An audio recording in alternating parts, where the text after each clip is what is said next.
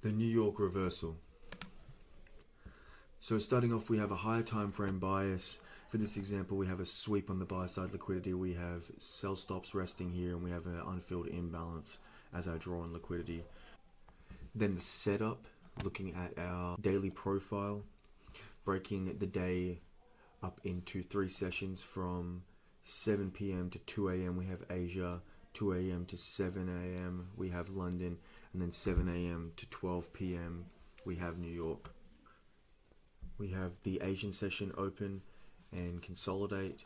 We have the midnight open here, which we carry forward through the entire day to use as premium and discount. So above it, we are in a premium on the daily range, and below it, we are in a discount on the daily range. We have London session open, and we trade higher above the Asian highs.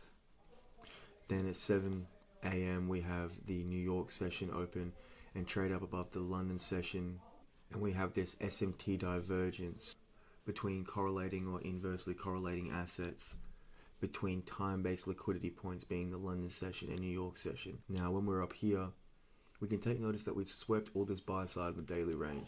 Each session's highs have been ran out up until this point. But if we look down here, we can see that these lows are still intact through the Asia session.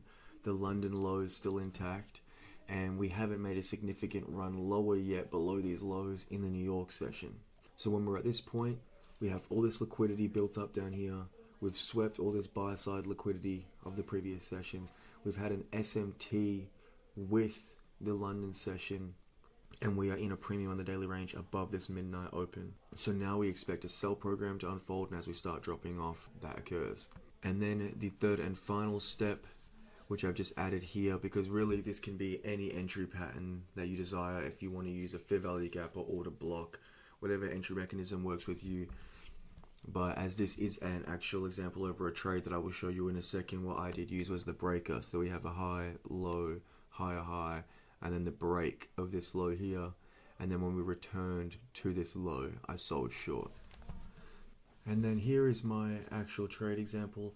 I'm sorry that I didn't get a great depiction of this, but the skeleton of the process is still there. So here's my higher time frame bias as we had this SMT here. We've started dropping off lower. We've got sell side resting at this previous day's low and this unfilled imbalance from the beginning of the week. And the same premise, we've done a lot of damage on the buy side. Now I'm looking for the sell side to be targeted and this imbalance to be filled.